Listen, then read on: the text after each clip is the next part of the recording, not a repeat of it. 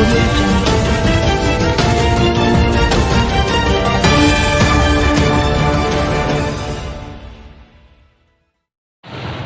ನುಡಿ ಕನ್ನಡ ನ್ಯೂಸ್ ಚಾನಲ್ಗೆ ಸ್ವಾಗತ.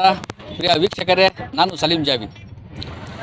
ನಾವೀಗ ಈ ದಕ್ಷಿಣ ಭಾಗದಲ್ಲಿ ಇರುವಂತಹ ರಿಂಗ್ ರಸ್ತೆಯಲ್ಲೇ ಇದ್ದೀವಿ. ಈ ರಿಂಗ್ ರಸ್ತೆ ಟೆಲಿಫೋನ್ ಎಕ್ಸ್ಚೇಂಜಿಂದ ಬೇತೂರು ರಸ್ತೆಗೆ ಹೋಗಿ ಸೇರುತ್ತಿದ್ದು ಈ ರಿಂಗ್ ರಸ್ತೆ. ಇಲ್ಲಿರುವಂಥ ಈ ರಿಂಗ್ ರಸ್ತೆಗೆ ಏನು ಸೇರುತ್ತೆ, ಇಲ್ಲಿ ಪದೇ ಪದೇ ಅಪಘಾತಗಳು ಆಗ್ತಾ ಇರ್ತವೆ. ವಾರಕ್ಕೆ 2-3 ಅಪಘಾತಗಳು ಇಲ್ಲಿ ಆಗ್ತಾ ಇದ್ದಾವೆ. ಏನು ವಾಹನ ಸವಾರರು ಕೆಲವೊಬ್ರು ಇದ್ದಾರೆ, ಯುವಕರು ಎಲ್ಲರೂ ಯಾರು ಕೆಲವೊಬ್ಬರು ಬೇಜವಾಬ್ದಾರಿಯಿಂದ ವಾಹನ ಚಲಾಯಿಸ್ತಾ ಇದ್ದಾರೆ. ಅವರಿಗೆ ಸ್ಪೀಡ್ ಏನು, ನಾವು ಎಲ್ಲಿ ಹೋಗ್ತಾ ಇದ್ದೀವಿ, ನಮ್ಮ ಅಕ್ಕಪಕ್ಕ ಯಾರಿದ್ದಾರೆ, ಜನ ಇದ್ದಾರೋ ಇಲ್ವೋ ಅಂತ ಸ್ವಲ್ಪನೂ ಅವರಿಗೆ ಅರಿವೇ ಇರಲ್ಲ. ಕೆಲವೊಂದು ಯುವಕರಿಗೆ ಆ ಥರ ಅವರು ವಾಹನ ಚಲಾಯಿಸ್ಕೊಂಡು ಅವರು ಹೋಗ್ತಾ ಇರ್ತಾರೆ. ಈ ಮಧ್ಯದಲ್ಲಿ ವಾರಕ್ಕೆ 2 ಬಾರಿ ಅಪಘಾತಗಳು ಆಗಿ ಜನ ಇಲ್ಲಿ ಸಾಯ್ತಾ ಇದ್ದಾರೆ. ಇದರದ್ದು ಈ ವೈಲೇಷನ್ ಆಗೋಕ್ಕೆ ಕಾರಣ ಏನು, ಯಾಕೆ ಈ ತೊಂದರೆ ಆಗ್ತಾ ಇದೆ, ಇದಕ್ಕೆ ಯಾರು ಜವಾಬ್ದಾರರು? ತಾವು ನೋಡಿ, ಇದು ಒಂದು ಮುಖ್ಯ ಸರ್ಕಲ್. ಇದು ಟೆಲಿಫೋನ್ ಎಕ್ಸ್ಚೇಂಜಿಂದ ಬೇತೂರಿಗೆ ಹೋಗೋದು ಒಂದು, ದೊಡ್ಡ ಬೂದಿಹಾಳದಿಂದ ಇಲ್ಲಿ ಈ ಕಡೆ ಹೋಗೋದು ದುಗ್ಗಮ್ಮ ದೇವಸ್ಥಾನ ಇದೆ, ಆ ದೇವಸ್ಥಾನಕ್ಕೆ ಹೋಗೋವಂಥ ದಾರಿ. ಈ ಪಕ್ಕದಲ್ಲಿರುವಂಥದ್ದು ಇದು RT ಆಫೀಸಿಗೆ ಹೋಗಿ PB ರಸ್ತೆಗೆ ಹೋಗುವಂಥ ಒಂದು ಈ ಮುಖ್ಯ ರಸ್ತೆ. ಈ ಭಾಗದಲ್ಲಿ ಎಡಭಾಗದಲ್ಲಿ ಕಾಣುವಂತಹ ದೊಡ್ಡ ಬೂದಿಹಾಳ್ ರಸ್ತೆಗೆ, ಈ ದೊಡ್ಡ ಬೂದಿಹಾಳಿಗೆ ಹೋಗೋಂಥ ಇದು ಒಂದು ರಸ್ತೆ. ಈ ರಸ್ತೆಗಳಿಗೆ ಇದು ಇರುವಂಥ ಇದು ಒಂದು ಮುಖ್ಯ ಸರ್ಕಲ್. ಈ ಮುಖ್ಯ ಸರ್ಕಲ್ಲಿಗೆ ಎಷ್ಟೊಂದು ಇಲ್ಲಿ ವಾಹನ ಸವಾರರು ಗಾಡಿ ನೋಡ್ರಿ ಎಷ್ಟು ಜನ ಇದ್ದಾರೆ. ಒಬ್ಬರಿಗೆ ಒಬ್ಬರು ಇಲ್ಲಿ ಏನು ಗೊತ್ತಾಗ್ತಾನೆ ಇಲ್ಲ, ಯಾಕೆ ಇಷ್ಟೊಂದು ವೈಲೇಷನ್ ಆಗ್ತಾ ಇದೆ, ಇದಕ್ಕೆ ಕಾರಣ ಯಾರು? ಇದಕ್ಕೆ ಟ್ರಾಫಿಕ್ ಪೊಲೀಸರ ವೈಫಲ್ಯ ಎದ್ದು ಕಾಣ್ತಾ ಇದೆ. ಇದು ಟ್ರಾಫಿಕ್ ಪೊಲೀಸರ ವೈಫಲ್ಯ ಯಾಕೆ ಎದ್ದು ಕಾಣ್ತಾ ಇದೆ ಅಂತಂದರೆ, ಇಲ್ಲಿ ಒಂದು ಪಾಯಿಂಟ್ ಇಲ್ಲ. ಇಲ್ಲಿ ಇಡೀ ಇಷ್ಟು ಈ ದಕ್ಷಿಣ ಭಾಗದ ಮುಖ್ಯ ರಸ್ತೆ ರಿಂಗ್ ರಸ್ತೆಗೆ ಒಂದು ಪಾಯಿಂಟ್ ಇಲ್ಲ.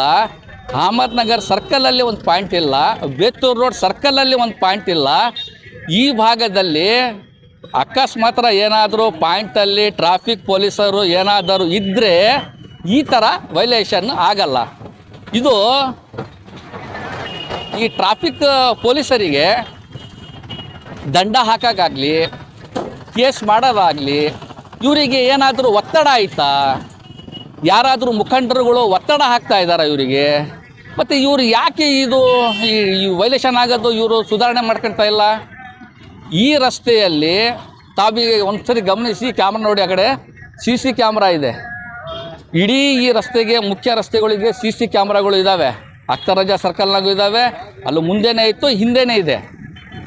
CC ಕ್ಯಾಮ್ರಾಗಳು ಇದ್ದು ಸಹ ಇಲ್ಲಿ ಅದು ಕ್ಯಾಪ್ಚರ್ ಆಗ್ತಾ ಇಲ್ವಾ? ಅದು ಅಕಸ್ಮಾತ್ ರಿಕಾರ್ಡಿಂಗ್ ಆಗ್ತಾ ಇದ್ದರೆ ಅವರಿಗೆ ಇದು ಯಾರಿಗೆ ನೋಟಿಸ್ಗಳು ಹೋಗ್ತಿದ್ವು. ಯಾಕೆ ಬೇಜವಾಬ್ದಾರಿಯಿಂದ ಗಾಡಿ ಓಡಿಸ್ತಾ ಇದ್ದಾರಲ್ಲ ಅವರಿಗೆ ನೋಟಿಸ್ಗಳು ಹೋಗ್ತಿದ್ವು. ಮತ್ತು ಅವರಿಗೆ ಇದು ಕ್ಯಾಪ್ಚರ್ ಆಗ್ತಾ ಇಲ್ಲ ಏನೋ, ಅವರಿಗೆ ನೋಟಿಸ್ಗಳು ಹೋಗ್ತಾ ಇಲ್ಲ, ಅವ್ರ ಮೇಲೆ ಏನೂ ಕ್ರಮ ತಗೊಳ್ತಾ ಇಲ್ಲ. ಹಾಗಾಗಿ ಅವರು ಈ ಬೇಜವಾಬ್ದಾರಿಯಿಂದ ವಾಹನ ಚಾಲನೆ ಮಾಡ್ತಾ ಇದ್ದಾರೆ. ಇದಕ್ಕೆ ಇಲ್ಲಿ ಶಾಲಾ ವಲಯ ಇದೆ, ಇಲ್ಲಿ ಒಂದು ಹಾಸ್ಟೆಲ್ ಇದೆ, ಮುಂದೆ ಈ ಕಡೆ ಹೋಗೋಂಥ ದೇವಸ್ಥಾನ ಇದೆ. ಎಲ್ಲದಕ್ಕೂ ಒಂದು ವಲಯಕ್ಕೆ ಒಂದು ಲಿಮಿಟ್ ಅಂತ ಇರುತ್ತೆ.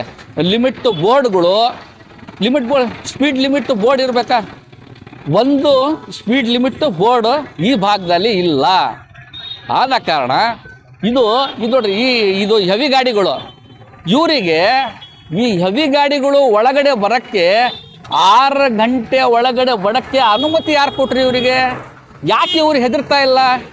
ಈ ದೊಡ್ಡ ಹೆವಿ ಗಾಡಿಗಳು ಇವ್ನ ಅಡ್ಡಾಡ್ತಾ ಇರ್ತಾರಲ್ಲ, ಶಾಲಾ ಮಕ್ಕಳು ಮನೆಗೆ ಹೋಗಿ ಸೇರುವವರೆಗೂ ಯಾವುದೇ ದೊಡ್ಡ ವೆಹಿಕಲ್ಗಳು ಈ ನಗರ ಒಳಗಡೆ ಪ್ರವೇಶ ಮಾಡೋಂಗಿಲ್ಲ. ಎಷ್ಟೊಂದು ಬೇಜವಾಬ್ದಾರಿಯಿಂದ ಇವರು ಈ ಥರ ಹಿಂಗೆ ಓಡಾಡ್ತಾ ಇರ್ತಾರೆ.